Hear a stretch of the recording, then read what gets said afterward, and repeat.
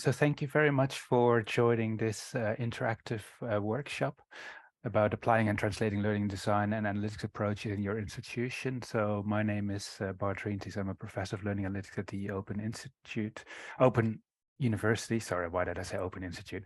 And today we have three workshop leaders, and joining us from Croatia is Professor Blaženka Divjak. Would you briefly want to introduce yourself?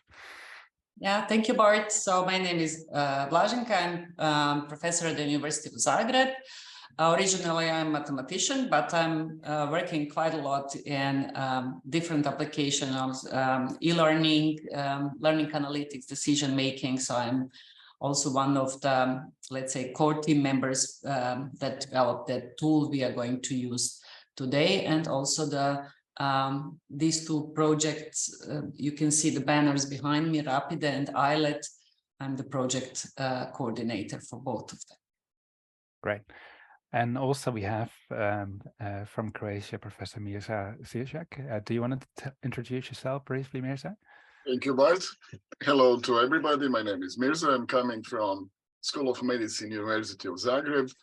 At school, I'm a professor of physiology and immunology, and at the same time, I'm head of Office for e-learnings, which means trying to introduce and introducing e-learning in our school. Working with Blaženka and Bart for several years, with Blaženka much longer, knowing her, and working together in this Rapide project. And today we're going to show a really great program and to use for design or learning design. So we will see. Great. And I could see already again, and I'm just going to pause it one more time because I'm mindful that people are coming into the room that will not have seen this. It would be great if you haven't done so already to just indicate in the Google Doc briefly, why are you here? Because that's useful for us, especially later on for the workshop, but also in order to access the account, in order to access the tool that we will be using. We request that you create an account at learningdesign.eu. It's completely free. It's the tool is completely free and open access under a Creative Commons license for institutions. And once you validate that your email account, you should have access to the tool. So what are we going to do today? Oh, sorry, this is one too fast. So we're just going to briefly introduce a little bit of the context of how we came about developing this learning design and learning analytics approach. Then Blaženka and Mirza will actually demo the tool. And you can, if you create your own account, you can click with Blaženka and Mirza just to see an understanding of how the tool works. And then around 11 o'clock, 11:10, we will enroll you into groups. And in those groups, you can then basically start to work on playing with the tool. And if you don't want to work in groups, that's also perfectly fine. You can work individually. And then around 12 o'clock Central European time, what we want to do is basically give you the opportunity to share what you have designed. There are so many creative people in this room. You can see from the Excel, Google Doc, there's some really exciting experience and expertise in the room.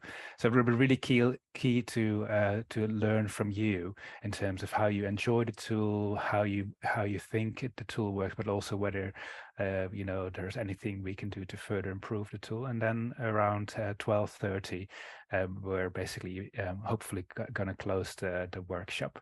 So a little bit about the tool and how it came about. There is a project called Repeat, where we basically work with around 400 teachers across Europe and beyond Europe in terms of how we can actually help to educate educators across the globe in terms of innovative teaching practices. And in that innovative teaching practices, we used an initial preliminary version of this tool that we will show in a minute. And the really interesting thing is that this tool allowed educators from across the world to work together in terms of designing a really innovative course, and they could do that at a distance. And I think this seems to be working really well. But in particular, it's really nice to hear what teachers said about this course, and in particular about the e-tool. So these are just some quotes that we gathered from those 400 educators, and I won't read them out in full. But in general, it seems that by working together across different organizational barriers, different countries, by working together using this tool, it seemed to be very useful for teachers. And that's why I think we're also here with this workshop. The tool was received by many teachers to be extremely useful, and it was apparently very easy to use. And there's been years and years and years of research and practice in terms of learning design. And for example, at the Open University already in 2004, we started to think about how can we make sure whatever is in people's head in terms of designing learning activities, how can we actually start to make this visible to our students. And I think one of the key leading people on this, Granny Connolly, did a lot of work pushing this narrative on learning design, and Martin Weller and others did this. And I'm so pleased that Blaženka and Igor Balaban and Darko Grabar took up this initial work and then really put it to the next level. And on this slide, it says that 160 plus practitioners from 10 institutions made use of the tool. I think we're currently already over 800 people that have used the tool, which is really exciting because it's going really quickly in terms of what we're learning from users in terms of using this learning design and learning analytics tool. So I think what would be really nice is if perhaps Blaženka could just show the tool and how she works with the tool on a daily practice, so you can start to see how it works. So let me just stop sharing and let me give the floor to Blaženka. Yes, thank you, Bart. Yeah, I hope that we can make it easier for you to start with. I try to answer some of the stuff we have in chat, some of the questions. Let me just ask: do you see my my screen now? It's learning. So for those of you that are asking about all these addresses and so on, so just go and type in learning-design.eu, and then on the main page you can register. I think that many of you already done it. If not, you can do so right now. If there is a problem, you can probably wait a minute or two because it's some kind of a checking, and that's it. And then let me see, let me show how it works. So it is actually better to have this hands-on experience from the very start, from the very beginning. So, so what we try to do within several projects, it is to use the experiences from Open University tool, but also some other tools, but also the concept in central here. And we try to create a kind of a concept of learning design that is student-centered, but also that is neutral. If you, so we are not trying to make a tool that are going to use one philosophy, one pedagogical approach, but all that give you opportunity to be innovative and to use it for your own purposes. So right now we have, let's say, this tool in a way that you can open it for free and you can use it on your own. And we have users from different backgrounds, from schools, teachers, school teachers, but also teachers from higher education. Most of our users are teachers from higher education, but also learning designers, instructional designers, and people that are coming from industry as well. And also we had a workshop for industry people, because in industry people can use it for preparing the courses for onboarding for their staff, but also to give opportunity for their clients to be properly, let's say trained in something. So you can see here that I've already created many different designs, And they are different, not just in a way that they have different titles or different subjects, and also created in different languages, like in Croatian and English, for example, but also that are different in audience, because learners in, for example, in this rapid course here, learners are mostly higher education teachers, but if you look at some mathematics courses, there are students, or we have some courses for, as I said, for industry as well. But here you can see my courses, so it means when you open the course, it is your course, and you decide with whom you are going to share the course. For example, if you look at this rapid course we created, then there are many contributors here. Why? Because we are using experience from different partners in our Rapid project. It's Erasmus Plus project. So I just share the link here with all of them, and we prepare the course with all of them. Everybody can contribute. So when you open the course, you can share and you can invite the contributors, or you just would like to share the design. You have another link here that just to share it, that anybody who has a link can see it, but not to change anything. So it is upon you how you are going to do it. And then first of all, of course, when you open the course, there are course details that you can, for example, look at the course details. When you open the course, you put course details here. So the name of the course, and then the description, for example, then plan the workload. And it is workload that is student workload. As I said, we try to see how we can encourage people to use student-centered, student-directed learning design, not teacher-centered. So here you can choose what kind of credits. So we have here European credits, ECTS credits, but also you can use workload in hours. Yeah, so it is upon you how you can use it, how you choose to use it. For example, if you use ECTS credits, you can say, okay, ECTS credits, it's always between, one credit is between 25 and 30 ECTS, but hours, working hours, student working hours, but you can choose what exactly, how many hours you are calculating here. Number of learners, mode of delivery, so it can be online, it can be face-to-face or blended, and the level of planning. Here you have a simple level of planning, because there are two versions, advanced and simple, you will see, and it is a private course. So if anybody has a link, they can see it. If not, it is not a publicly available course here, and we can, of course, save it or cancel it as we like.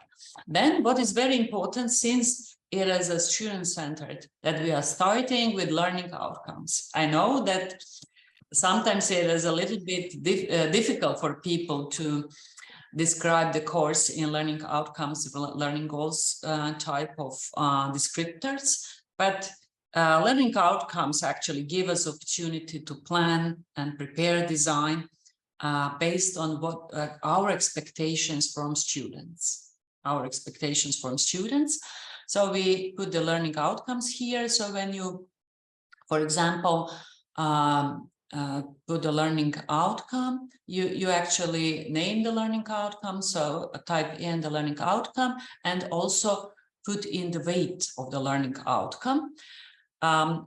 We try to plan it that altogether it's 100% all the weights, and you can choose that all the weights of learning outcomes are the same, or you can weight it in different manner. Of course, there are different methods you can do it, but for start, you can just put that all the learning outcomes have the same weights, and also to choose the level of learning outcome. So it means that this is some kind of a Bloom taxonomy, cognitive skills. So it is application here, but you can choose any other level. And then when you put all these learning outcomes here, you listed all of them. It can be 2, 3, or 10, whatever. Then you can go to the planning phase, and you can see here that in planning phase there are different options.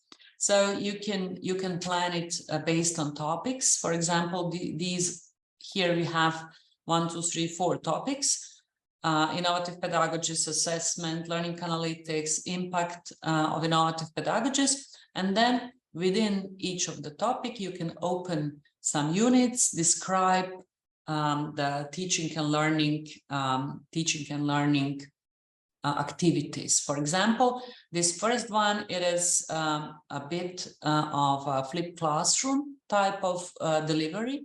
So we have 3 phases, like give opportunity to students to prepare.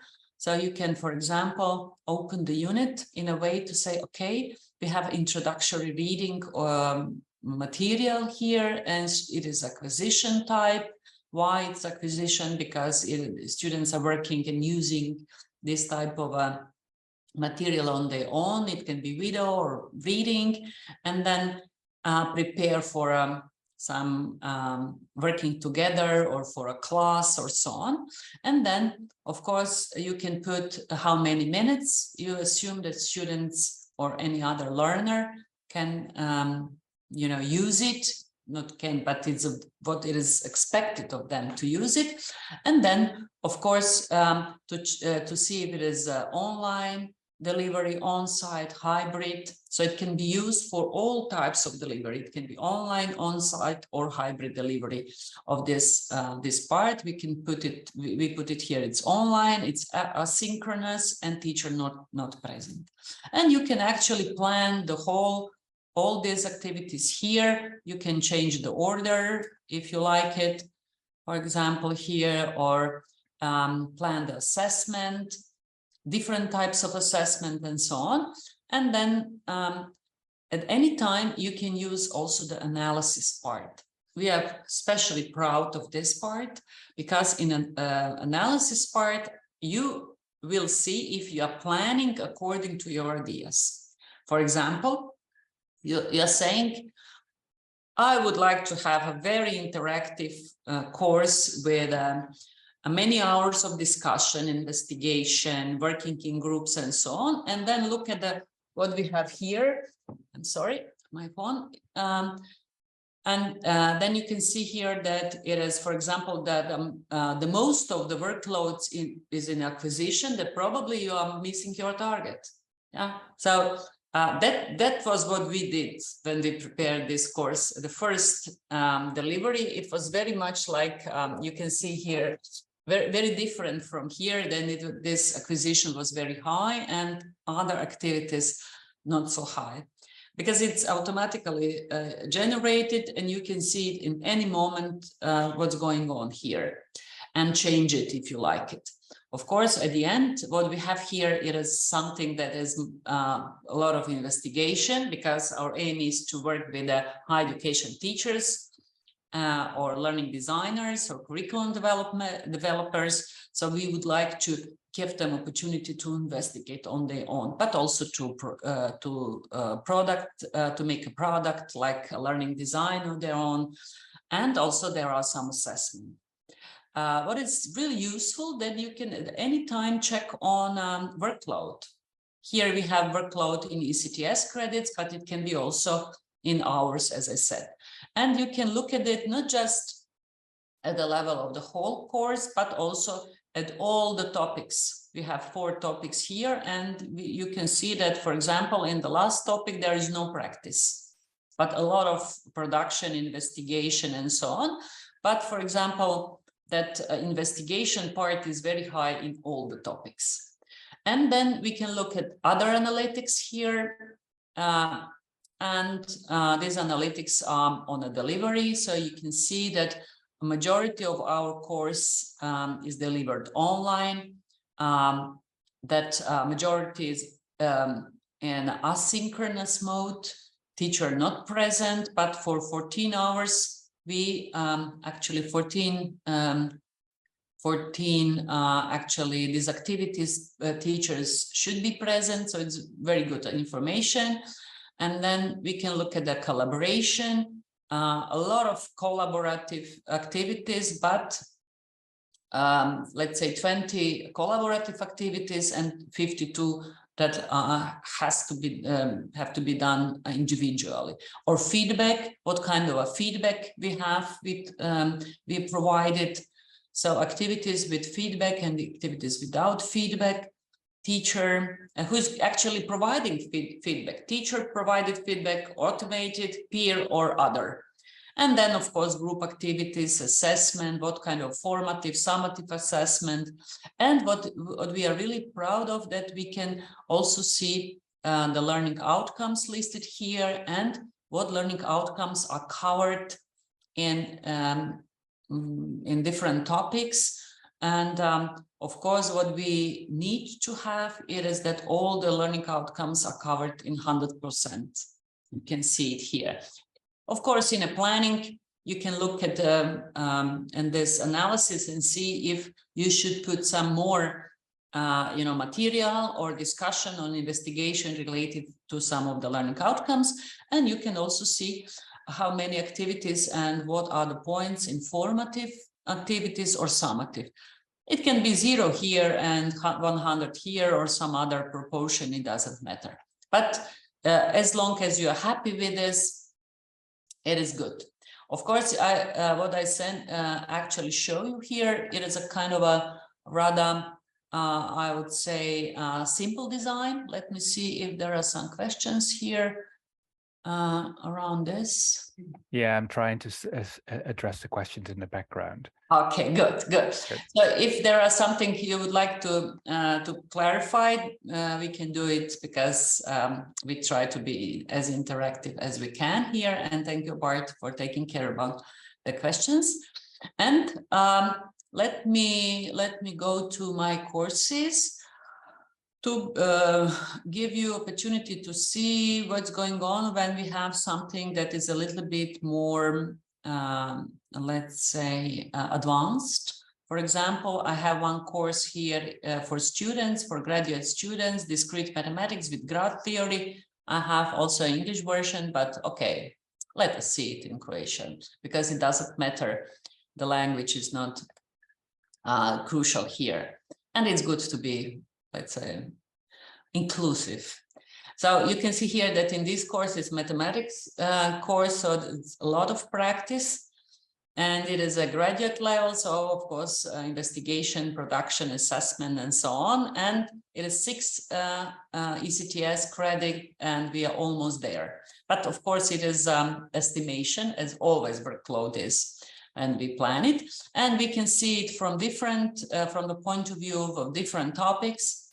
So if it is acquisition or discussion, investigation, practice, all this analysis that you've already seen before in the previous example, but also there are some new stuff because it is advanced version. And you can see here that it's very important, this assessment analytics. So it means that you have learning outcomes listed here, and these weights are weights coming from the, this front page when we list the learning outcomes and put the weights on our own in that list. So they can be like that, all these learning outcomes have the same weights or different. So there are different techniques how you can assess and evaluate or plan the weights of the learning outcomes, from very simple one, then you and your colleagues and contributors discuss it and then assume some, pre-knowledge and so on, workload, and put the weights here. Or you can use some multi-criteria decision-making. There are also papers that we produced based on multi-criteria decision-making, so you can check on that. But nevertheless, when you have these weights at the beginning, you can plan, and during the planning phase, you can see, for example, what are the contribution of assessment to learning outcomes, because you can align not just activities with learning outcomes in your planning, but also align the assessment to the learning outcomes. To actually see if your assessment are valid, because validity of assessment is very important for any course, especially if you have you know, some kind of a qualification seeking program or course. And you can see here that in my case, it is one learning outcome that is very weighted.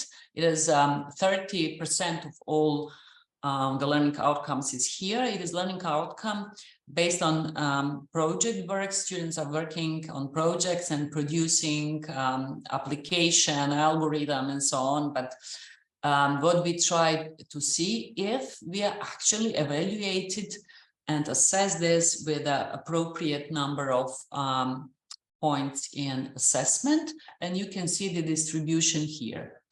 So it doesn't mean that you should have exactly the same assessment as we have the weights, but it should be approximately the same. So it means that you have an opportunity to think about it and see if you are actually evaluated, assessing those learning outcomes that you have planned. That's first. And second, if these weights and assessments are correlated. So it's very important, as I said, for the validity of assessment. So it is for the advanced.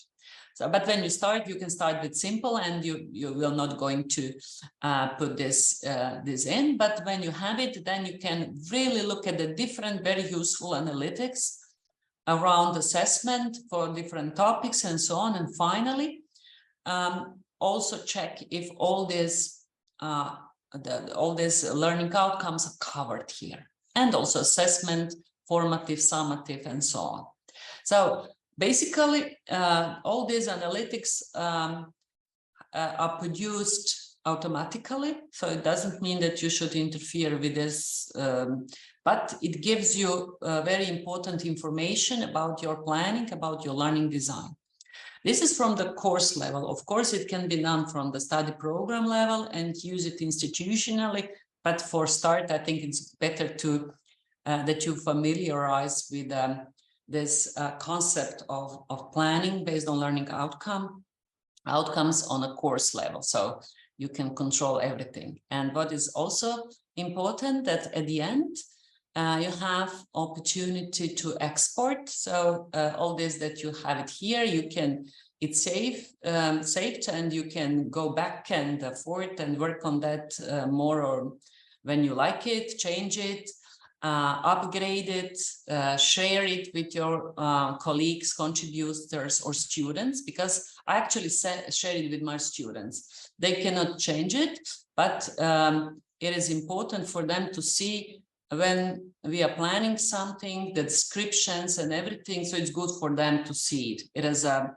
transparency that's also important, and we can discuss it, but at the end you can export it. So it is, you can export what you planned in Excel, for example, if you need it at your institution. So there are all these analyses that can be exported by just clicking here, or as a PDF. So you can choose. These are the exports options. So Blaženka, yes, there are some really good questions in the chat, which I think could be useful if we can discuss this in public. So there are questions about to what extent is this integrated in Moodle? To what extent are there plans that eventually this will be integrated in a learning management system? Is this the learning management system? Yeah, actually it is a learning design tool. So it is self-paced in a way that you can use it on your own. It's not integrated in the Moodle, but of course, when you export this, you can work on that and prepare your instructional design in Moodle based on that.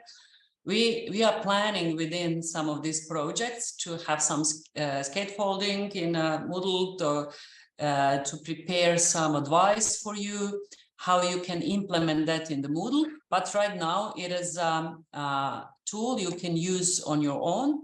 And then, for example, when you prepared your courses here, you can go back and open these activities in Moodle. Our aim is to use some project money to make it semi-automatic and to have some advices for you how you can do it, but right now it is a tool that is it's not directly related to Moodle or any other LMS. Yeah. But the dream is that maybe in 3 years' time, when you're designing things in Moodle, it will automatically capture it, or the other way around. But that's the dream. Let's see if we can realize it in 3 years' time. Yeah. So is there anything else you want to show, Blaženka? We still have a few minutes, but probably we can use it for answering some questions, or Mirza or you would like to share something before going into the groups. Because, for example, I opened this teaching in higher education just a few days ago, and then you can see how it works. We can work it together, but probably let me see if you have something to add or some other questions in the chat. Blaženka, you did a great introduction, so I'm going to have a much easier work.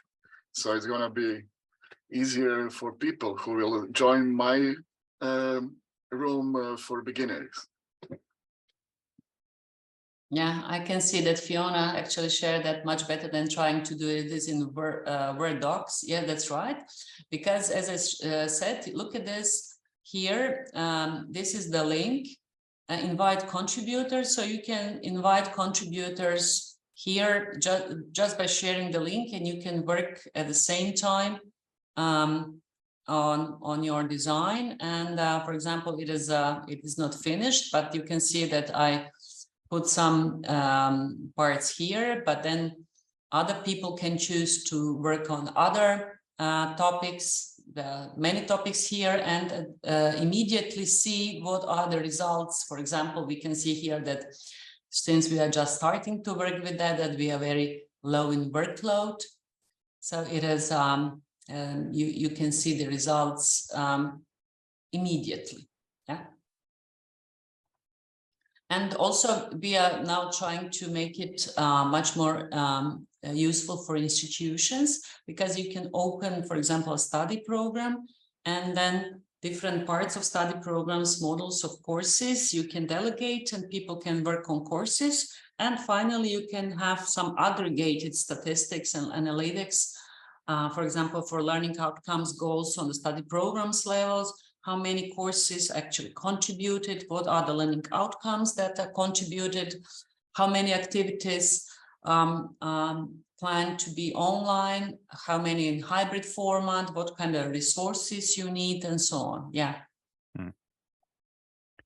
So maybe we can start to move to the kind of group division phase, if there are no further questions. Please. Yeah, I'm going to stop my share here, and you can share your... Perfect. So you have complete freedom in terms of deciding how you're gonna enroll into a particular course. So one thing could be is that perhaps you just want to see again from scratch, okay, how do you start with a course? Perhaps you're a little bit uncertain about the tool.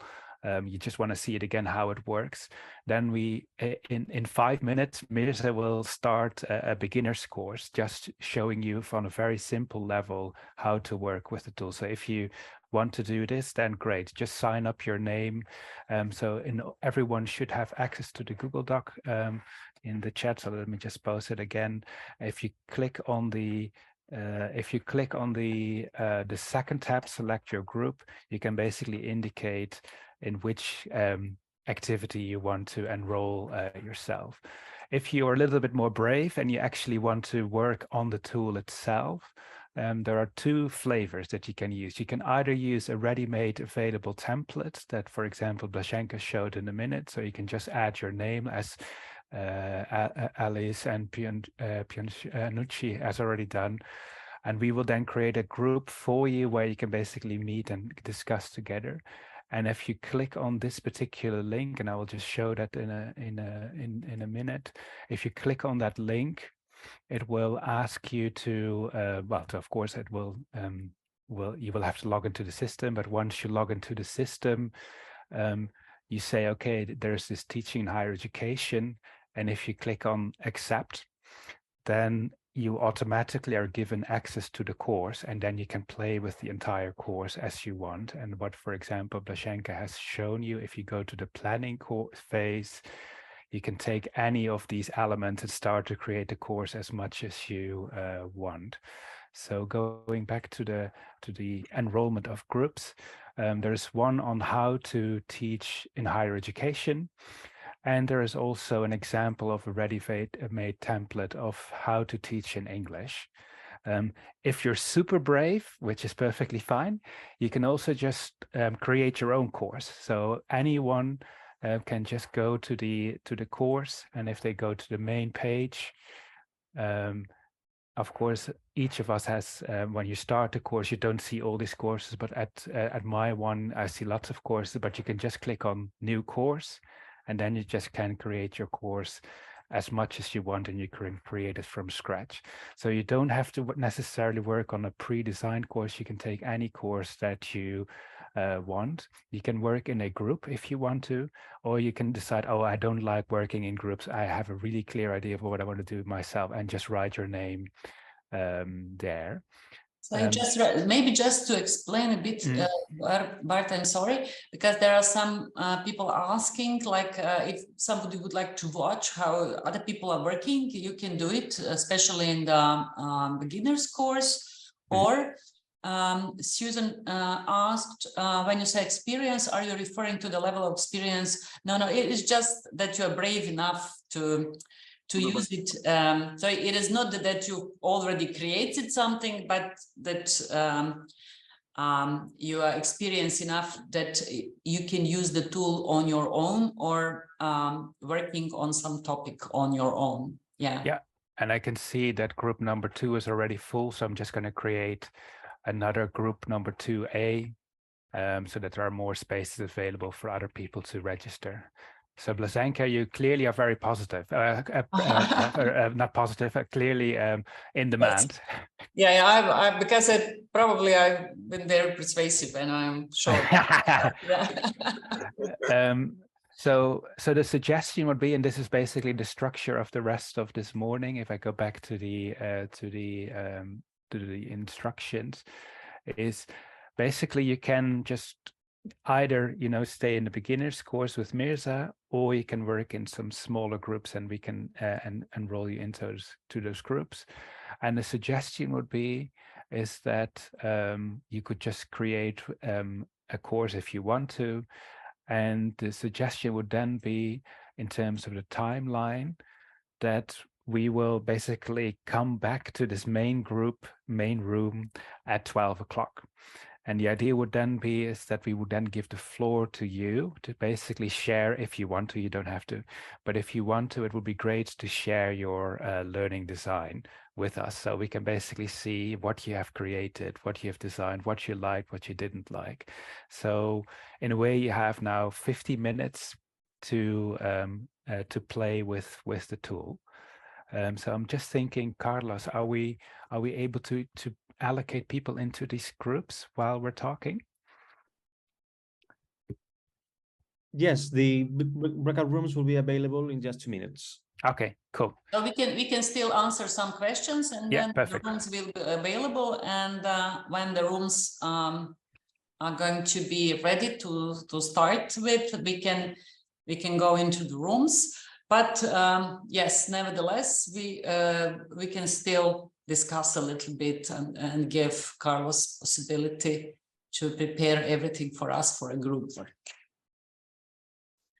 So it is very intuitive. So if and also maybe just to emphasize that when you are within the tool, you can also use help, because it is there. Let me just share it. Okay. Let me just stop sharing. Yeah, stop sharing. I hope that you can see my. So it is a help here. So there are several video lessons you can use, for example, what is learning design in detail, or Bart explaining how you use the tool. Some of you actually have some questions, or to have this advanced version. So these are videos that you can use here.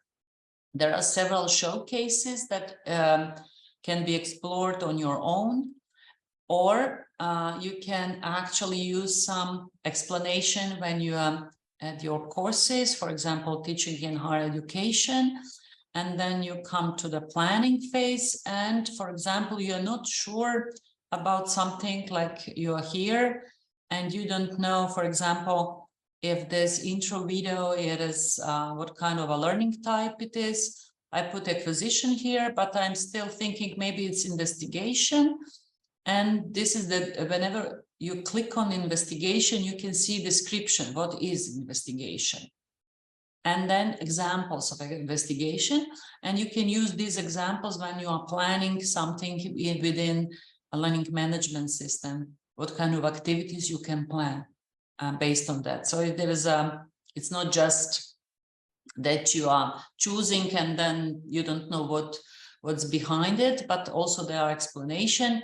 And of course, you can have some explanation. What does it mean to have a hybrid? What is the collaboration, workflow? You just click here on a question mark sign. Okay, just to give you example. And Fiona asked in the chat, how stable is this tool? Can it be used for learning designs in our it is right away? pretty stable. Yeah, we now have almost 1,000 participants, and we don't have any, we haven't experienced any problem. If you, the problem can be if you decide to be institutional users with, let's say, several thousand people, then let us know. Then we can advise you how you can do it. But otherwise, if you're doing it individually, we haven't had any experience of any trouble based on that. Yeah.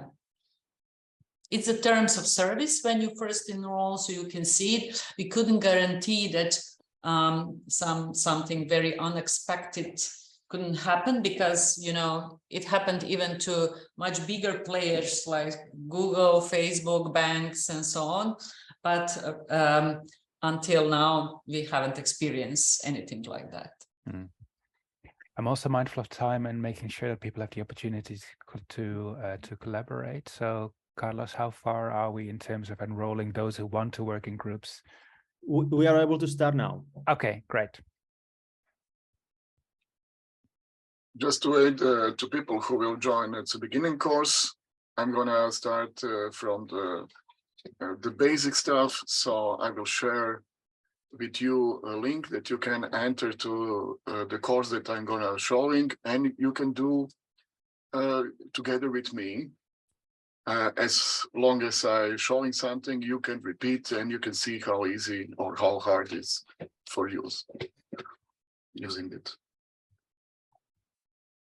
Since I'm a professor of physiology, I'm going to show you how I designed one topic, which is part of physiology, cardiac electrophysiology. This is some kind of template, so you can see how you can design your topic or your course.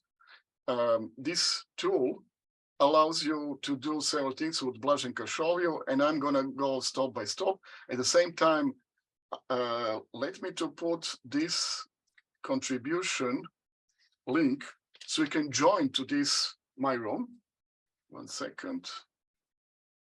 In the chat, you will find out. Now, if you click on this link that I just posted, you can enter to this tool in my course, and you can work parallel with me. Whatever I show, you can repeat. So this is the way how we're gonna work in this beginning course.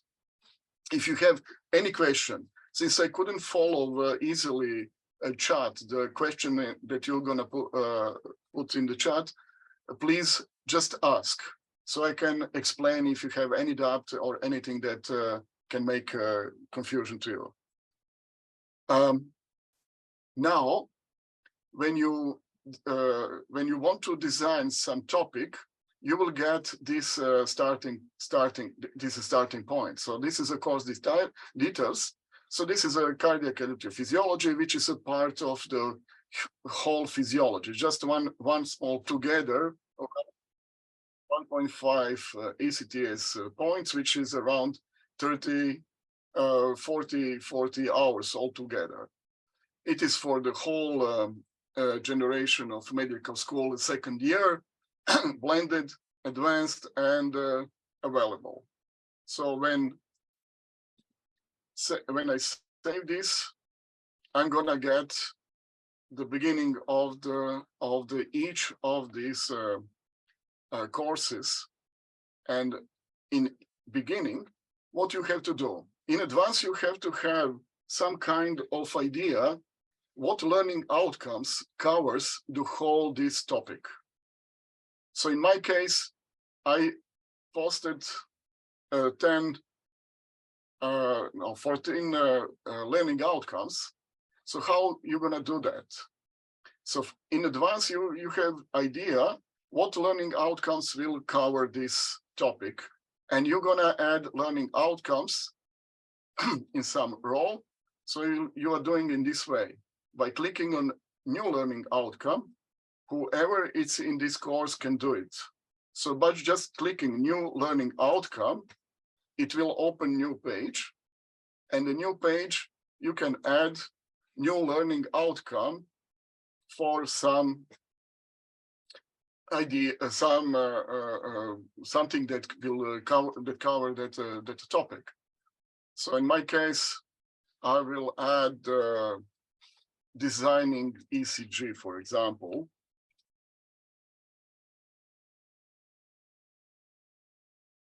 Which is a part of cardiac electrophysiology. A weight, so to have a weight, you have to have in advance what and how many of learning outcomes you're gonna have and how and what percent. So all these learning outcomes is 100%. So what percent of this learning outcome will be among all other learning outcomes? And it depends how important is that learning outcome in the whole topic. So in my case, designing ECG or reading, it's maybe better, reading ECG would be among all cardiac electrophysiology something about 10% of all together, and it has to be understanding. So in that way, we are adding all the time, we are adding some new learning outcomes. So whoever added here, you will see that as much more learning outcomes we add and giving them certain percent, it will be, we will see at the end how much altogether all these learning outcomes, it's a weight, how much weight of these all learning outcomes. In this case, since we just added, we didn't change anything before, the weight of learning outcomes increased about 100, but it has to be 100 at the end. So this is just the way how you are designing learning outcome for some topic. In this case, somebody changed the name of the topic, which is not important in this moment. Instead of cardiac electrophysiology, somebody posted or wrote a new title. So what is the next step? Now, when you're done with learning outcomes, you are ready for the next step. May I ask a quick question, please, before you move on? A very quick question. Yeah, okay. So I did look for my hands up, but you know, Zoom buttons in different places to Teams. You know, when you say weighting, I think this is really fascinating. When you say the weight of the learning outcome, is that weighting to do with, say for example, you put 50% on that learning outcome? Is that because you're saying that 50% of the content should be that learning outcome? Or are you saying, was this to do with the analytics that you gather at the end? What is that weight exactly? The weight is just how important is some learning outcome in that particular topic. So I see. So for example, if 70% of that topic was going to be assessed, you know, then you might say, and that learning outcome is the thing that's going to be assessed, let's just say hypothetically in the most easy way possible, that learning outcome would be your 70%. Yes, but have in mind, if you have 10 learning outcomes or 5, doesn't matter. altogether has to be 100%. So you have to wait how important among assessing or among understanding, among all different Bloom's taxonomy will be part of this, of the whole group of learning outcome for the certain topic. So if I have, for example, just these 4 and covering the whole topic, these 4 will cover 100%, but some of them will be more important, so I will give them much higher weight for the topic. And some of them is just remembering, just basic knowledge for this topic. So it will have a much lower weight. So that means weighting a certain learning outcome. In terms of constructive alignment with the content then, so say for example, you know, of those, let's just hypothetically, of those 4, one of them had a greater weight. If you then just design the content, is there a check mechanism later then to I will show right now. I'm going to show you, we'll see. Oh, awesome. Thank you very much. Yeah, of course, of course. So what is the next step? In this, when you're done with learning outcomes, when it's ready, so you have to have in advance all this ready, and you have an idea what learning outcomes you need to have to cover the whole topic. So before going to the next step, is there any other questions? I couldn't read, so it's I have very small screen. So if you have a question, please ask. Can I jump in? Sorry. Yes, the lady before mentioned weight. It is very interesting. So this is actually the independent expert opinion that this learning outcome should be weighted, for example, 15. So the sum, when you sum everything, it goes to 100. But have you connected it to the cognitive load and working hours of the students for this particular, yes? Yes, of course. We're going to see now in planning. Oh, so, okay. Sorry. Yeah. Thank you. Of course. And weighting is just your approximation, how much time they will need to cover that learning outcome, how much time they will need to work to satisfy the acquire the knowledge. Yes, of course. Okay. That means waiting. Okay, thank you. Another question? I have a question, if you don't mind. Of course. I love the idea of working in teams, but as you mentioned, as you were moving through, someone had changed some of your work. And is there a way in this environment, while you're working in teams, if someone wants to change something that I've developed, instead of them just going in and editing it, is there a way to interact with them in this environment to talk about before they start changing my work? Or do we have to bump out into Zoom or Teams or one of those type? The best would be in a breaking room. So because then you can do by yourself and interact with the people who are in the breaking room. In this case, you can do the same things when you in the next step. When I'm gonna now start with planning, when you add at the end, so planning, so just it will take time. Okay, so here you can work on your topic. So I hope nobody will work in your topic when you open that. And topic is just a part of the unit, the part of the in my case, part of the cardiac electrophysiology is physiology of cardiac muscle. Then I have rhythmical excitation of the heart, ECG, and the peer assessment. So there are 4 units inside of the topic that I'm gonna develop in this topic. But since this is a beginning course, and this you can do whatever you want in this course, when you open new topic, you can do it by yourself at the end. You can see here. And I hope nobody will use your topic. It will add their own topic. Am I clear in this? Is this helpful, Caroline? I understand. I think that's great. It's just that when I work in teams, everyone has a different opinion, and the whole idea of talking about before you change something that I've designed, let's talk about it first and understand why I did it that way versus how you would rather, another team member would rather have it done. Correct. That's kind of what I was thinking. No, that's I see your point. Yes, of course. When you're doing your work, in your teamwork, you have to have first agreement what to do and how to do it, and then develop and this design, learning design. So that's definitely. Thank you. Okay. So now, inside of the topic, and my topic is cardiac electrophysiology, I will create different topic units. So in this is a template. Just the first one it's physiology of cardiac muscle. So how can I add a topic? Just by clicking on the topic, it will open new one.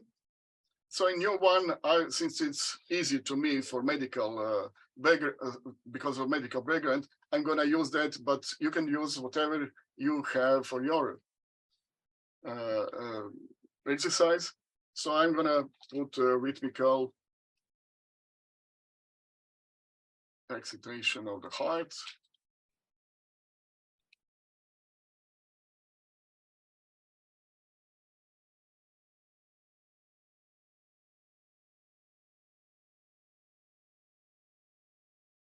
And a very brief description of that. So now what I did, I just created new units inside, a new topic inside of the cardiac electrophysiology. So you can see here is the one. So now the next step, what this tool will allow is to create small units that describes what students need to do. Since we are usually using a flipped classroom approach, we have usually dividing this topic in three parts. One part is preparation parts. That parts is designed for doing something before coming to the class. So this is a preparation time. So what students need to do at home before coming to the class. This is one step. Second part is engaging part. So what students will do during class time. And then a third part as a part of flipped classroom approach, which we are somehow using in our teaching. It's extended parts. So what students supposed to do after class. So this is the way how I'm going to show you here. So how to do that? By clicking. First step, I have to assign learning outcome to this topic. So by clicking on the learning, assigning learning outcomes, I will get all learning outcomes that I entered on the beginning of the course. So in this case, I have a bunch of learning outcomes, and I'm going to choose which one will cover this topic. So in this case, for example, I'm going to use this one: conductive system, graphical presentation, and relationship, for example.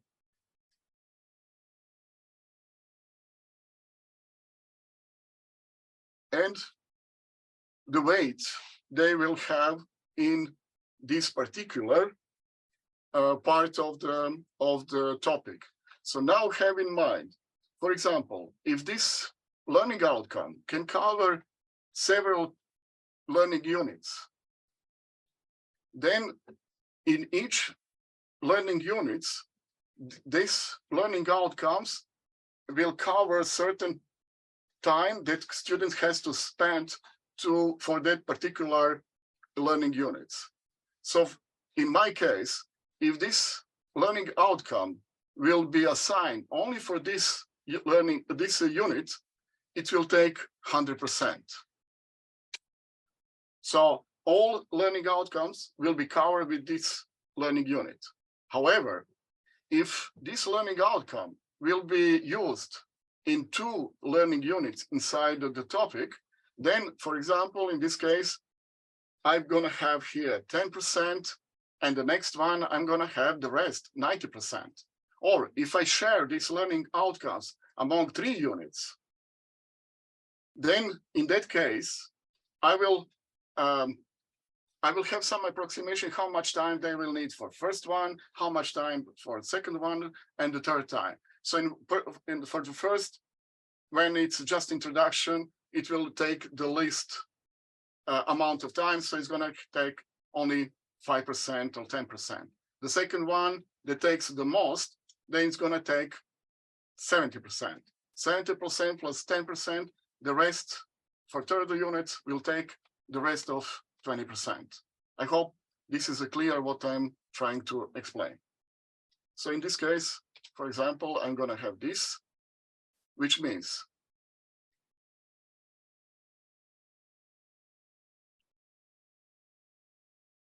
for this rhythmical excitation of the heart, the whole learning outcome, the first learning outcome will be completely covered or will be used in this unit of the cardio electrophysiology.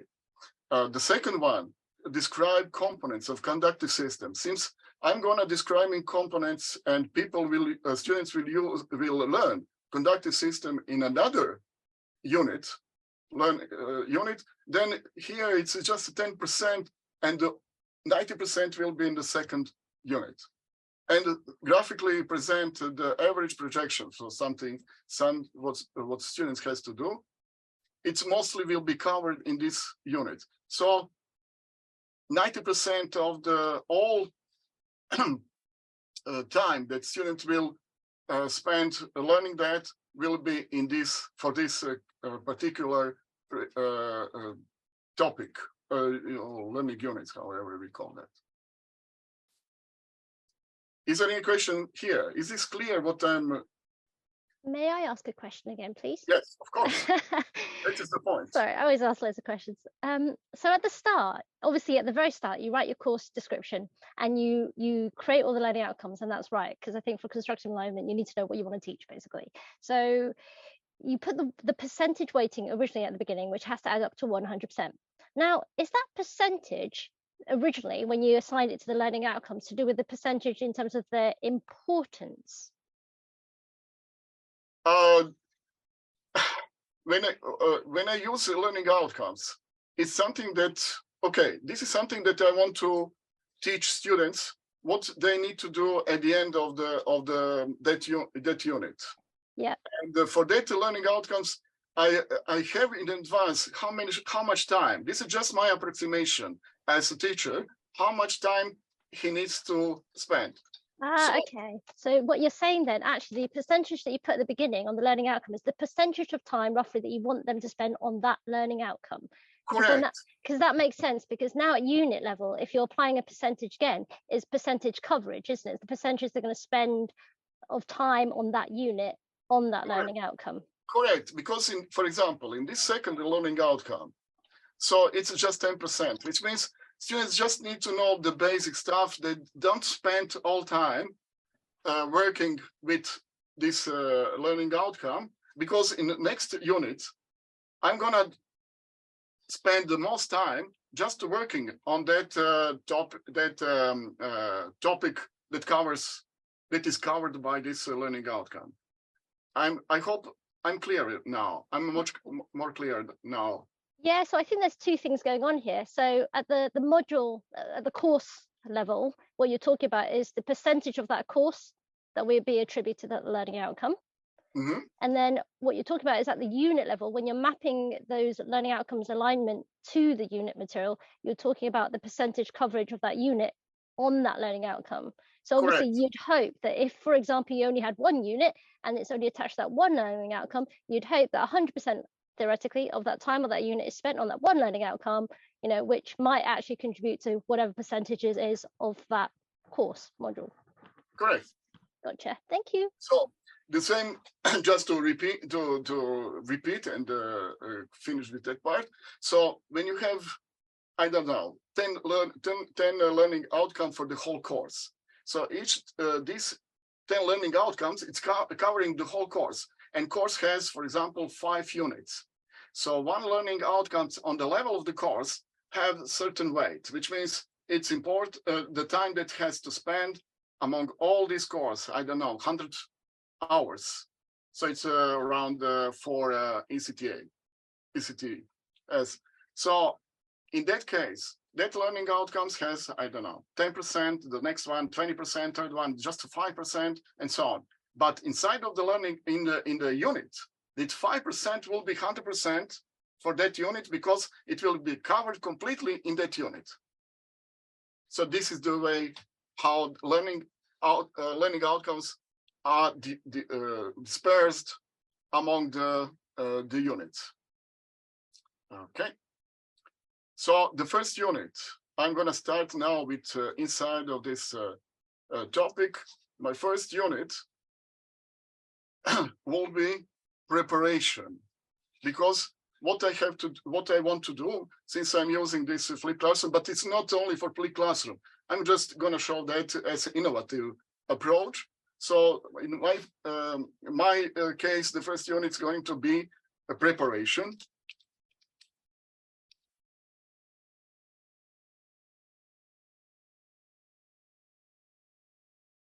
So inside of prepare, so what this prepare means, the whole unit means, it means what I'm expecting students will do before coming to the class. So in my case, since this is a rhythmical excitation of the heart, I'm going to prepare for them video presentation, video lecture, 15 minutes, 10 minutes, and they need to watch video presentation, video lecture before coming to the class.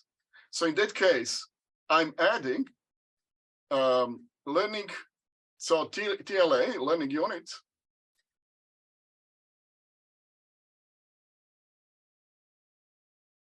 So in this case, it's going to be pre-recorded.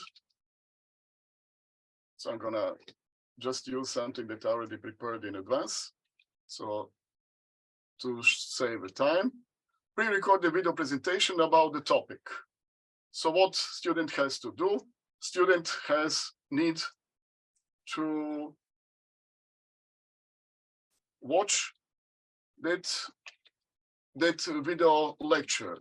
So learning type, in that case, since they just need to watch a video, it's just acquisition.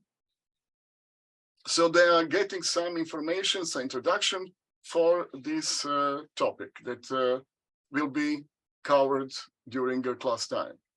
Learning outcome, in this case, I can choose the one that is inside of this. It's covered. How much time? Since I have 3 videos, 10 minutes, it's altogether 30 minutes. If I think that is necessary more, so they need to watch or to go back and forth, it's up to you as a teacher to find out what would the ideal time, workload time for this pre-recorded video lecture. Usually, in this case, since it's preparation in advance, so preparation before coming to the class, they will do it online. They will do asynchronous, and the teacher is not present. So if I create some TLA, which is teamwork, then I'm going to use another of these options. But in this particular case, just watching video presentation, this is just fine, more than enough. So when you save this, you will get the first TLA, first unit inside of this preparation topic. So what you're going to see? You're going to see there is a workload of 30 minutes. They will do online, asynchronous without teacher, and the topic, the one that I choose among this topic that covers all of this. So this is the first thing that they will do. Now I can add another TLA. So what I'm expecting they will do before coming to the class, for example, they have to read a chapter. So I will add pre-reading chapter of the textbooks that covers the class time. So acquisition, learning outcome, we already chose this, the second one, workload in minutes. So depends how many pages they have. So it's your approximation. If it's 10 pages, we know that you need approximately 1 hour, 5 to 6 pages per hour, if you want to read carefully. So if your chapter has 20 pages, so it's going to be around 2 hours, which is 120 minutes. It's going to be online, asynchronous, without teacher. And the third one, okay, I'm repeating, Carolina, I'm repeating, entering this TLA is just you clicking on this yellow box on the right. Do you see, guys, what I'm showing? Yeah. Okay, so yellow box with a plus, just when you click, you are adding some units, TLA units. So now you are describing what students has to do during preparation time. So what I did, I described they need to watch video lecture that I already posted on LMS. So video lecture is on our LMS system. So they have to open LMS system, which is online. They're at home and watching video presentation, pre-recorded video that I posted there. Second things that I'm expecting from them to do before coming to the class, reading just a chapter. And the third step is, third things that I used to do. I ask them to get together in coffee bar if they want and do group discussion to discuss about video lecture, for example, to discuss about reading chapter. So just to have some teamwork and discuss, because when that's something that I just want to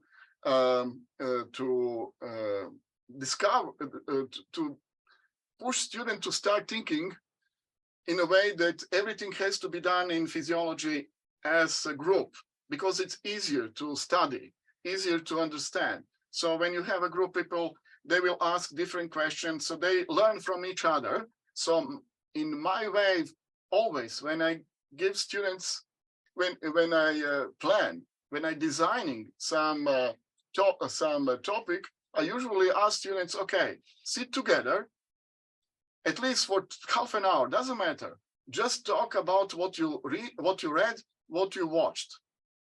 And it's working perfectly. So they used to do either online or really in live in a coffee bar, or online. We have in LMS, inside of LMS, we have a possibility. They can enter the conference room, sharing conference room, and talk together with each other at certain time. So this is a group discussion. It's discussion as a learning type, because they discuss about the topic. The learning outcome is the same one. Workload to the minutes. I usually, this is a short 30 minutes video. They have to discuss. Usually I take 30 minutes, for example, or less or more, depends how hard is the topic that is covered with this inside of this unit. So they can do it on site, they can do it online if they're using LMS conference system, so they can talk with each other online, asynchronous, and without teacher, of course. And it is collaboration, it is work in the group. Usually group is 5 to 6 people. In that case, there is no feedback, or feedback is from peers, but not in real sense because they are discussing. So what you're gonna number? My group is usually, size of group is 5 students. So now I have 3 small units or small TLAs. One is what student has to do, watch video. They have to read the chapter. They have to discuss. And the last one, before coming to my class, I usually ask them to take self-assessment, short quiz, self-assessment quiz, having 5 to 10 questions and covering the topic or video lecture or reading material that they had to prepare. So this is assessment.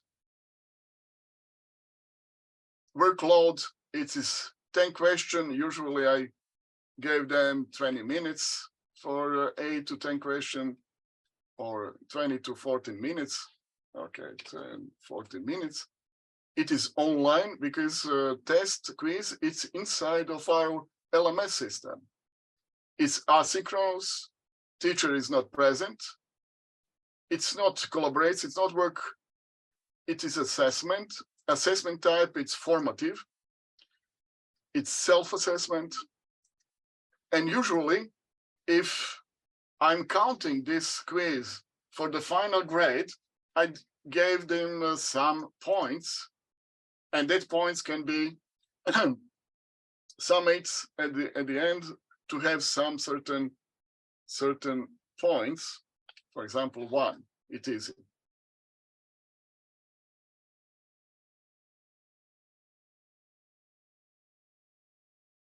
And now I finished the first preparation time. So what students need to do before coming to the class? Now there is another step. So please, guys, if you have a question, if there is anything that I didn't explain clearly, just ask before going to the next step. The next step is going to be almost identical, just what we are usually do inside of the class. Mirza, just to say that we have 5 minutes left. Oh, okay. So fast. Oh my God. Yeah. Oh, too fast. Okay, I have a question. Yes, of course. I always have questions. I'm glad I landed here, by the way. Thank you so much for this. It was accidental. I just didn't manage to join my room, but actually this is really interesting. So, you know, for example, I know that the approach is basically the same. So even if you are within the course planning, obviously this is the prep bit. Essentially, it's the same kind of bit. You add little components, right? So yes. You know how, and I always ask back to learning outcomes, because let's face it, if you're trying to teach, it's always about constructive alignment. So you've got these different activities. If hypothetically this was within the course material, and you know there's the 3 things, and then you've got your self-assessment. Now, obviously at the unit level, you would have applied a percentage to your learning outcomes. So how does it then align with, say, these are now in effect your content, this is your stuff, you know, that you're planning, the parts, the vehicles that delivers that learning outcome. How do you then check how this is then aligned with that, say, that percentage rating of that learning outcome, or even if that learning outcome is achieved? That's the best way is by using analysis. Okay. It's best way. So when you open analysis, you will easily see, is it your approximation, your assigning a certain learning outcome or weight or points. It's inside of something that you planned in advance. So in my case, you can see course ECTS is 1.5, but whatever I did so far is just 0.95. So I have enough space for, and so it means enough hours, enough time for students preparing something or doing something to reach that ECTS that I planned for this particular topic. And not only that, what Blaženka said in the introduction, you can see here, for each of these topic that I showed, since I have two of them here, usually I have more. For each of them, I can see how I planned that. Is there any enough discussion? Is there enough practice? Is there enough assessment? So everything is shown by analysis, and you can adjust that later on when you see it doesn't cover or doesn't fit what you want, what you had in mind when you started creating all this. So you can see in this particular topic that I was showing, rhythmical excitation of heart, everything is in acquisition, a little bit discussion, a little bit assessment. But continuing further, what students has to do in the class. So we're going to have discussion, we're going to have some practical things. So this graph will look much different at the end when I finish. And then what it's really beauty of this tool is that you can see learning outcomes and at the end also assessment. Is it aligned? The learning outcomes with importance, with assessment, is it too much question that covers certain learning outcomes that is not so important and comparing with learning outcomes that is much more important? So analysis gives you all these answers that you want to get by designing the course. Susan? Yes, that answers my question. And I think of all of this, I think that's my favorite bit so far. I think it's the fact that you can see what it is that you planned in terms of your intentions, what learning outcomes, the percentage, Correct. weightage and coverage. But not only that, you can then check side by side or top to bottom the graph that shows the constructive alignment of your content against your original assumptions. And I think that's really clever.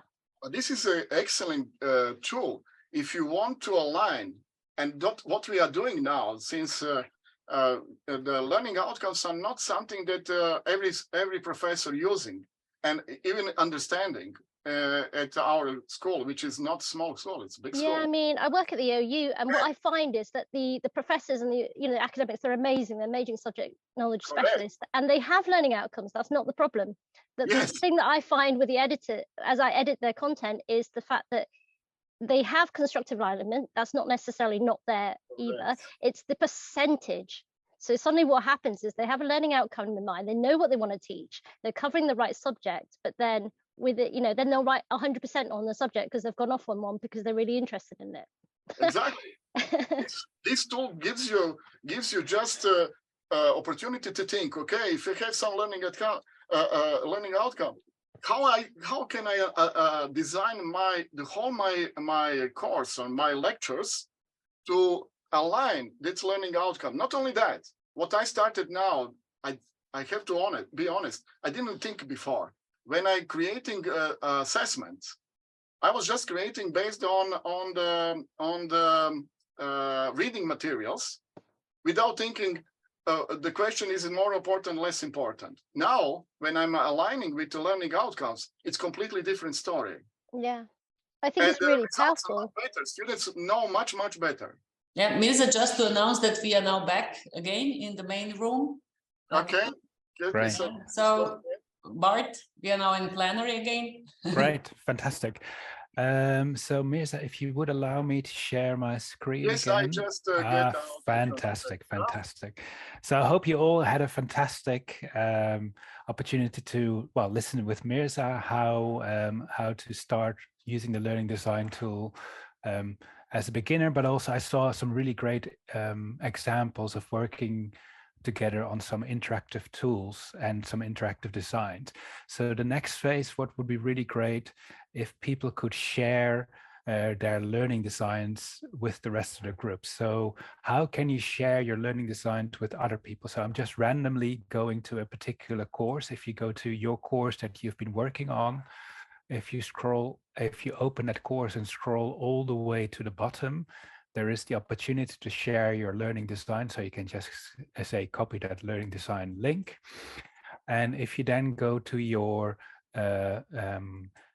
Google link that you had, it would just be really nice if you could start to post that link there, so that we can start to have an opportunity to discuss your learning design. So I'm just going to give you 1 or 2 minutes to share the link with you. And I can see that Barbara Conde has already diligently done that, so that's great. So just give yourself the opportunity to share your links if you created a course. If you don't want to share your learning design, that's also perfectly fine.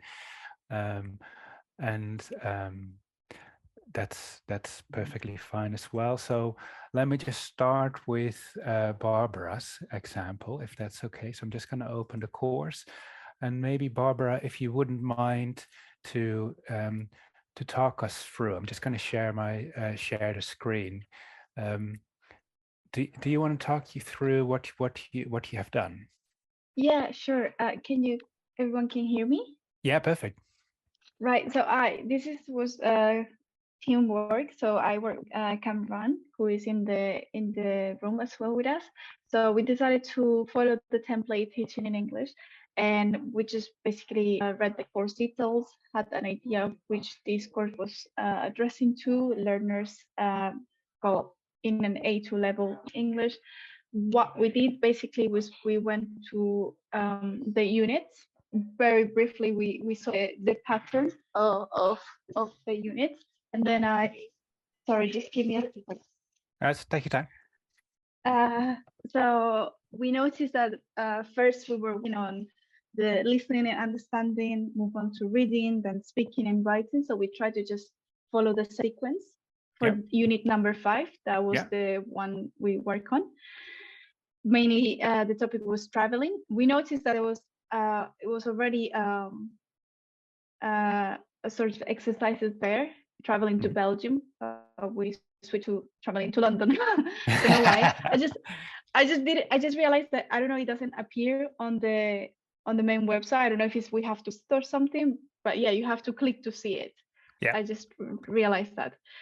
So what we did was we added, I guess, was it 3 or 4 activities? So starting from the virtual tour of London, then kind of constructed a narrative of a sort of learning design, moving to reviewing reviews of tourists in London that was linked to the video and the city places they saw on that video.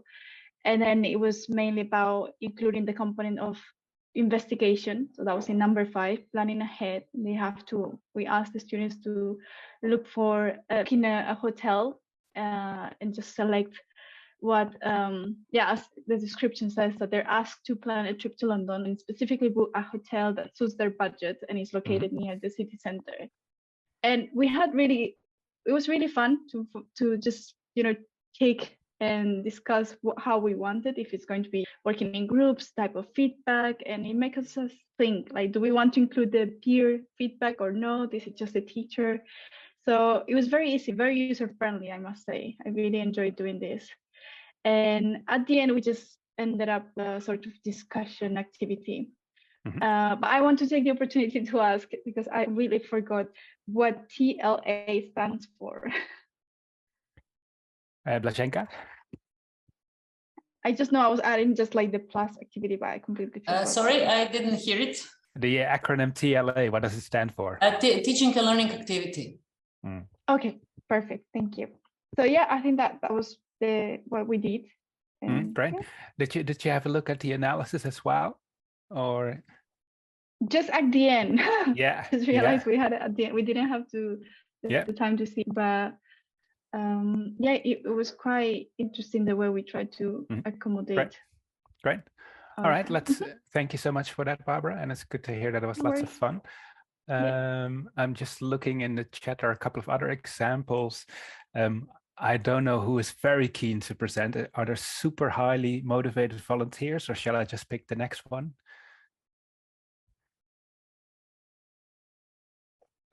I'm just looking in the chat if there's any.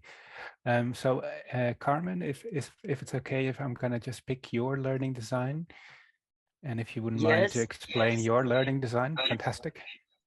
Learning design for our course Fundamental of Mechanics, we try now to put some details for the first unit. We will share in a few minutes. Just a moment. So I'm hoping that you can see the screen that I'm currently sharing.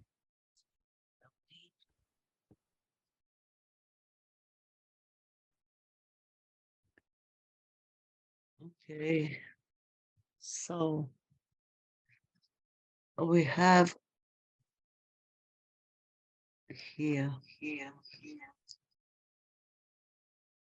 Basic discipline, mathematical operations on force and position vectors.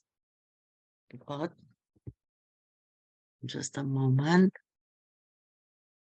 May I just say a few words here? When you look at the learning outcomes, probably I would say that it is sounds like topics. Okay, so it is perfect for topics, but not the learning outcomes, because when we talk about learning outcomes, there should be much more student-centered, but these are perfect for a topic. For example, when you look at the calculation methods used within Newtonian mechanics, probably you should rephrase it like the students are expected to calculate or use the methods of yes, yeah, okay, yes, to calculate and use. Yeah. It's just to start with the verb, because then we are much more aware of that student actually it's supposed to achieve something. And then when you look at the topic part, then it is perfectly okay to put calculation methods as a title of a topic. Yeah, just to Okay. remind you. Yeah, I know. Thank you.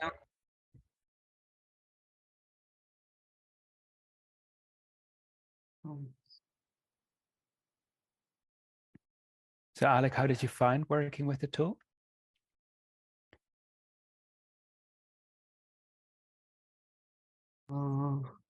Can you put again?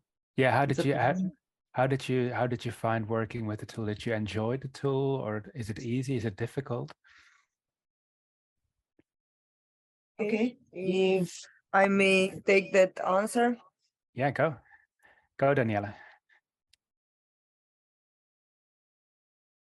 So we were trying to work together on this course because we are also sharing the lecture and the applications. We find the tool very, very intuitive, very nice. We love it. However, we do have all the time some questions or doubts on how can we actually relate the outcomes and the planning.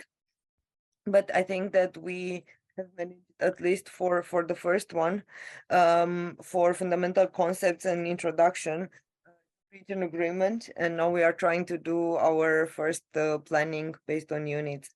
But you find it great. I would really like to continue with this tool, and after this course, maybe we can share it with our colleagues at the university and try to do the same also for advanced mechanics. Great. And as Blaženka already showed before, there's a great help function, and we're also currently having a so-called onboarding course. So we appreciate you've just been dumped in the water learning a tool in just 20 minutes, but there's a lot of support behind that. Blaženka, is there an opportunity for people to enroll in the onboarding course? Actually, there will be, but right now they can use this video lessons here. Yeah. And after this, we are going to invite all the users to also share the experience with us in an onboarding course. And but it will be like a possibility when you are entering the course that you can enroll in onboarding. But right now, all these basic, let's say, instructions and help is provided here in form of these video lessons. That's what we provided for all the users that registered in the course. Great. I'm also mindful of time. So is there another person who's desperate to share their learning design? I see that Halal has shared a learning design. I think it's Serena.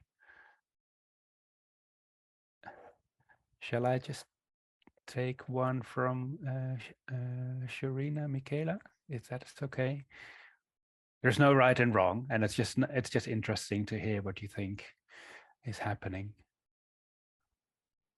So Serena, are you here?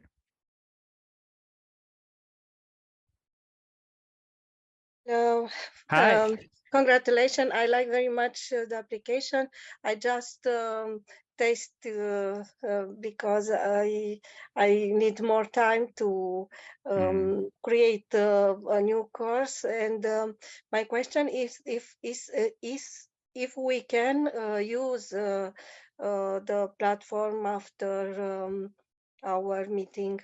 Yes. Yes. You can use use it. An open resource. No, it is free to use for everyone. You can use it. You can open your courses. You can invite colleagues. So it's free for all the to use. So it's not something that is closed. Yes.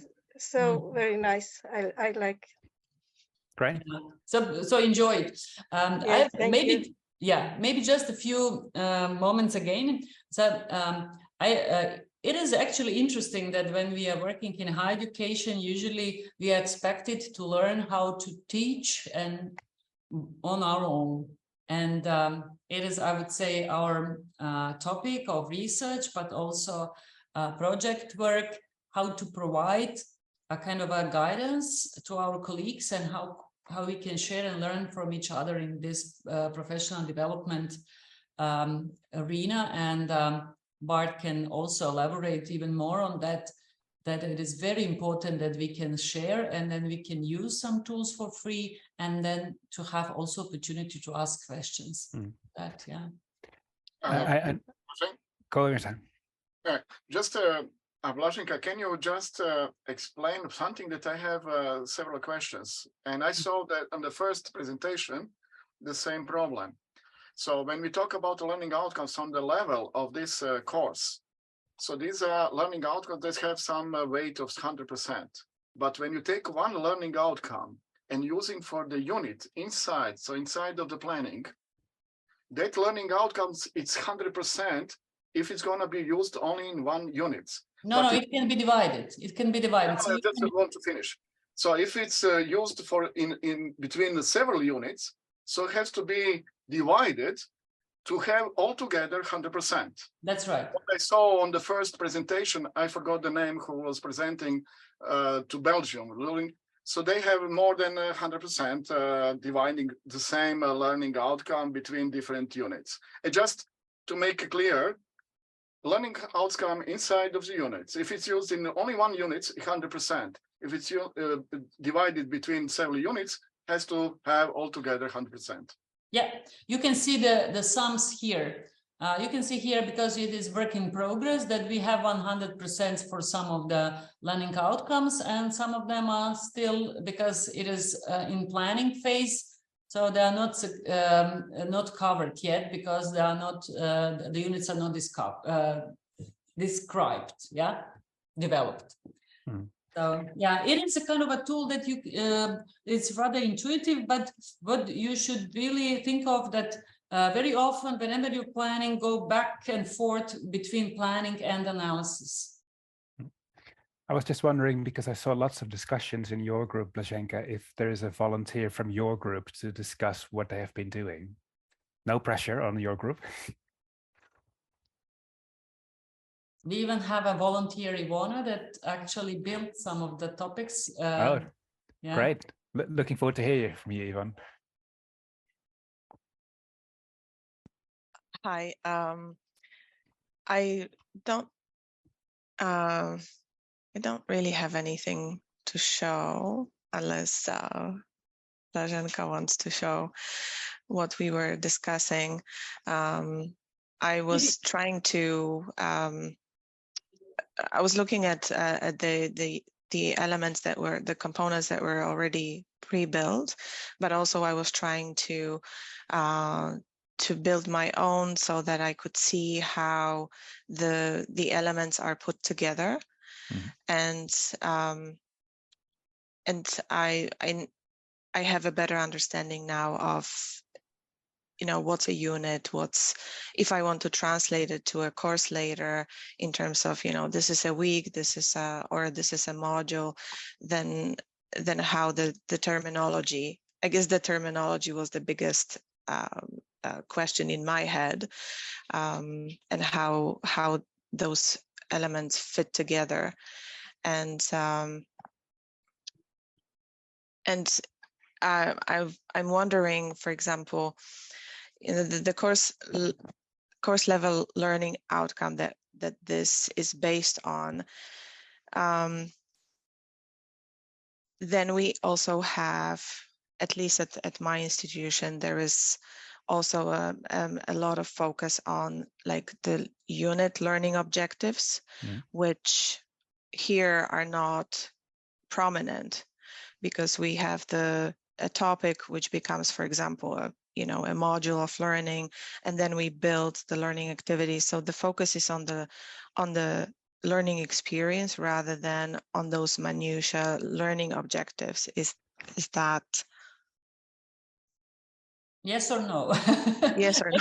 That I actually, just to look at it, so these learning outcomes, you can sometimes people are referring to them as learning objectives, even though I like outcomes because it's much more related to that we are describing what we are expecting from the students. But actually it means that you can list here many learning outcomes, and actually you are planning these learning outcomes and assign learning outcomes to the learning units.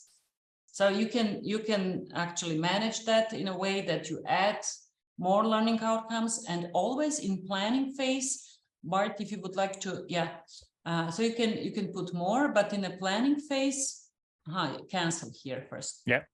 And then, for example, click on the, let's say, second approaches to learning, and here, and you can see then topic learning outcomes, this part, we always relate that topic to the learning outcomes or learning objective.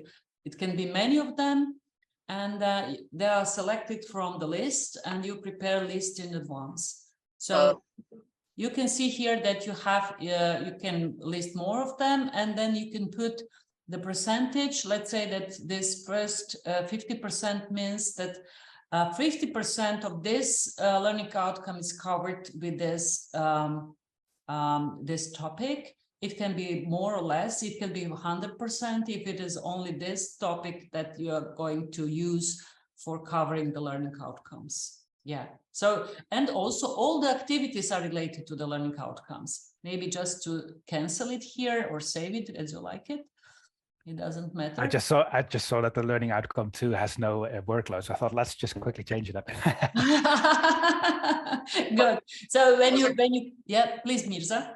Blaženka, can you just explain, in this topic learning outcome for certain units, it doesn't need to be 100% like is shown here. Bart, can you just open learning outcome? They will. This one, you mean? They have to gather 100%, but it doesn't need to be 100% because. It doesn't mean, it can be 40% here, it's fine, because it's not 100% for this, but it is related to the learning outcome, not the topic. Correct. And then you can go, for example, to the project work and click it here on this edit part, and you can see again, you can see here that you also have a learning outcome attached to that. So you also choose the learning outcome from the list and say, okay, this project work is related to that learning outcome. And the same with the assessment, Cool. I also see that there's a raised hand by Halal. So, hello. The floor is yours. Yes, hello. Hey. Yes, I have a quick question, but the tool is very interesting. It's very unique. Learning outcomes are very rigid to deal with. So having this unique platform with the colors, with the extensive details is very, very unique. My question is, for example, if I have a specific learning outcome, it's let's say 10%, and to be assessed, how can I link, let's say I have 25 students who took a specific assessment that is linked to this learning outcome, how can I see this learning outcome is achieved at the end of the term? For example, is there a way to add grades here, or how do you link assessment? I can see the analysis, analyzing the learning outcomes, how they are distributed, but how can we assess its outcome? That's my question. Okay, so you can use, let me just share the screen. What we have, for example, when you have your courses, then you really distribute the learning outcomes. Let me just have some course like this one here, whatever. It's better to be in English. So you have learning outcomes and you have a planning phase, and you actually look at the, let's say, periodical tests. And when you have a description here, then, for example, here you will have that, for example, that solving this test means that students are working and so on, blah, blah. And then you assign this 25, let's say, percentage of the whole grades or assessment points to this assessment. And then you distribute, let's say, saying that in this periodic exam 1, you will have exercises related to the first learning outcome with a 7 points or 7%, 6 to this one, 12 to this one, altogether 25. And then at the end, you can look at the analysis and see how this distribution actually works here. So all these points are summed up, and then you will have this distribution here. And then, of course, it means then when you are giving this periodical exam to your students, you should follow this plan here for periodical exam, or to change it, or actually, if you change it, to put it into the learning design and have another round of upgrading your design later. Yeah. So basically, you're not actually measuring if the outcome was achieved. Yeah, we are planning phase here, but then we have probably it is a little bit longer explanation, but I can give you, like, for example, if I have 20 students and each have different grades, some took 25, some took 17, how can I incorporate this information here? Not here. You can relate it to the, for example, explanation in the LMS. So probably you can look at the one of our work. I'm going to share it in a chat. Or maybe the export would export it to Excel, and then we can. No, it's not a problem. It is a problem that you have one part here, but you will have also the data, learning analytics data coming from LMS, so you can bring then these two together. I'm going to share the one paper on that actually we published in British Journal of Educational Technology, and you can look at it a little bit more, because it is a little bit, let's say, explanation that is okay. Can we have the link for the paper? Yeah, if I'm possible? going to share it. I'm going to share it. Let me just see that everyone can see it. So it is the link. Yeah, great. I'm also mindful of time. We have 4 minutes left. Thank you. So we've just shared the link to the evaluation. Let me just also share you the QR code. So it's been a very interactive, very engaging workshop. We've received some really great feedback from everyone, and it would be great if you could just spend 2 minutes just completing a very quick survey. As mentioned by Mirza and Blaženka, we will continue developing these tools as part of the ILAT project, and we really welcome your feedback. So we're currently in the kind of checking phase in terms of what has worked with our current participants, and there was also a fantastic question by Professor Denise Whitelock in the chat: how do we know that it works? And we are collecting lots of good data on this. But we still have 2 more years to further fine-tune the tool in terms of its conceptualization, but also in terms of language. So any questions or suggestions for further improvement, we really welcome your thoughts and feedback on this. Yeah. It was one question. Would we translate this tool in Spanish? Good question. Yeah, actually, we have some plans for translation. We have some funds for that in Ireland for the next 6 months, and then probably in German, in Finnish, in Croatian. That's for to start with. But if you give us a hand for translation in Spanish, it would be great. Of course, we need some. Let's say, native speakers that are also familiar with the topic to help us with that. But yeah, it is free to use. So we are always depending on resources to help us with some of the aspects, not just the feedback, but also with upgrading. Great. I think there's a raised hand by Denise. Denise, come in. Thank you. It was a really interesting session. I'm desperately interested in the findings, of course. And